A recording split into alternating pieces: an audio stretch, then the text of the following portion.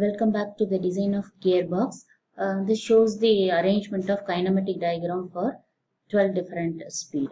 Okay, here when two gears meshed together, at the time 7 and 8, at the time 11 and 12. That is the speed 1. Okay, then 1, 2, 2, 7 and 8, then 13 and 14. This is the second speed. Okay, now the 2 is over. Again, we go to change the engagement position from 1 to 2 to 3 to 4. While 3 to 4 is engaged together at the time, again 7 to 8 and 11 to 12. This is the third. And at the third and fourth, again at the same condition, instead of 7, 8 and 13, 14 instead of 11 and 12. So we can get fourth speed. Okay. Then 3 and 4 instead of 7 and 8. Here we changed it to engagement position from 7, 8 to 9, 10. Okay, from 9, 10 at the time 11 and 12. That is the fifth speed. Again 2, 3, 4, 9, 10 and 13, 14. This is the sixth speed. Okay, similarly we can get another 6 different speed. So we can able to get, likewise we can able to get 12 different speed from the kinematic arrangement. Then this shows the ray diagram for 12 different speed. Okay, based on the structural formula here, draw the first stage, second stage and third stage. Here we have the speed instead of the numbers. We have the speed from the data books. Here the first speed is 100, second speed 112, 125, 140, 160, 180, 200, 224, 250, 280, 315 and 355. So this ray diagram should satisfy these conditions. Then the calculation of number of teeth. Here first we should consider last stage. Okay, so in the last stage consider the ray diagram. Okay, here the ray diagram CA. This is the one race. This is the another race. Okay, that is 2 of 6. CA is 1 and CB is the 1. While considering CA, here the input speed is 180. Here the output speed is 100. Here, so the speed is reduced from 160 to 100. From 160 to 100. While we are considering the next race CB means the speed is increased from the input speed 160 to 200. Okay, at the time when the speed is reduced. So that means here in the last stage means the intermediate shaft 2 and the splined shaft. Here when the gear 13 is meshed with the gear 14. We can get a reduced speed. Okay, the speed is reduced from 200 to 160 to 100. When it is meshed 11 and 12 gears is meshed means speed is increased from 160 to 200. Okay, so here we should consider these these 4 gears, and the distance between these 2 shafts throughout the length should be constant. Here also and here also, whatever it is, the center distance between the shaft throughout the distance is constant. That means Z12 plus Z11 equal to Z13 plus Z14. Okay.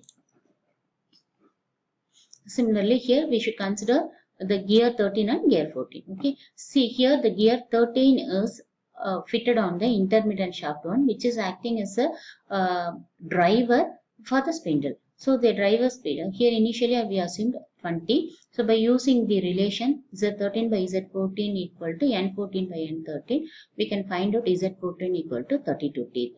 We already Z13 is assumed as 20.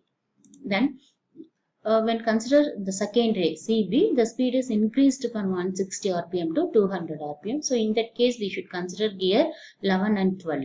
So Z11 by Z12 is equal to, we have an equation like this. Actually, we know that is the center distance is constant. So based on this condition, Z11 plus Z12 equal to Z13 plus Z14. We already know this values. Then here Z11 by Z12 is equal to 5 by 4 Z12. We substitute the values of Z11 in this equation. Then we finally solve and we can get Z11 equal to 29 and Z12 equal to 32. So from the third stage, we can identify number of teeth on the 4 different gears, that is Z11, Z12, Z13, Z14. Next, we go to the next stage. In stage 2, similarly, we should consider the EC, ray EC and ED. Okay, here the C is a minimum speed. The input speed is 200 and then the maximum speed is 224. So while considering ray EC, means the speed is reduced from 200 to 160. When we consider the speed of the ray ED, means the speed is increased from 200 to 224. So for this, the gears we should consider, these are 9, 10 and 7, 8. Okay. So in the stage 2, the speed is reduced from 200 to 160, means gear 9 and 10 considered. Similarly, in this stage, again Z9 is the driver, so it should be assumed as 20. Then Z10 is calculated by using the speed ratio diagram. Then ray ED, here the speed is increases from 200 to 244. In this stage, we should consider gear 7 and 18. So by using this relation, we can identify the number of teeth on Z7 is 24 and Z8 is 21. So here we can find out the again 4 different teeth of 4 different gears, that is Z9, Z10, Z7 and Z8. Okay. Then in the last stage, actually 3 meshed gears are fitted in the last stage. So the sliding block that consists of 3 meshed gears, for this block it is recommended that the number of teeth of adjacent gears must differ by at least 4. That is, the engaged teeth, the adjacent teeth Z5 minus Z3, the difference between these 2 gears should be greater than 4. This is in order to avoid the interference of gears of one shaft with the gear of the other shaft while shifting the lever. So gear 1 and 5 maybe fall on the gear 4 while shifting the block and rightward or leftward accordingly. So similarly, Z1 minus Z3 should be greater than 4. So the maximum reduction of speed, when consider the H, here are 3 rays, one ray is HE. Here the maximum reduction is possible, such as 355 to 200. For this, here we consider the gears 3 and 4. So here also again the third stage. So Z3 is equal to, we assumed as 20. Then we can find out the Z4. Then similarly in the speed reduction, next to 355 to 224. So by using the center distance constant relation, we can find out the Z1 and Z2. Again in the another set from 355 to 250 Hg, again we consider Z5 by Z6 equal to N6 by N5. So in this cases, we should take again the constant, center distance constant factor. Now we can find out number of teeth on the Z5 as well as on the Z6. Okay, by these relations, by using these relations, we can able to identify the number of gears on the shaft. That is Z1 equal to 22, Z2 equal to 34, Z5 equal to 23, Z6 equal to 33, and Z4 equal to 36, and Z3 is equal to 20. When we look at here, the difference between the shaft, that means Z5 minus Z3 should be greater than 4. But here the difference is only 3. So that is actually, this is less than 4. So there is a possibility for the interference. Similarly, when Z1 minus Z2, we are getting 2. This is also less than 4. So this is also possible for getting a interference.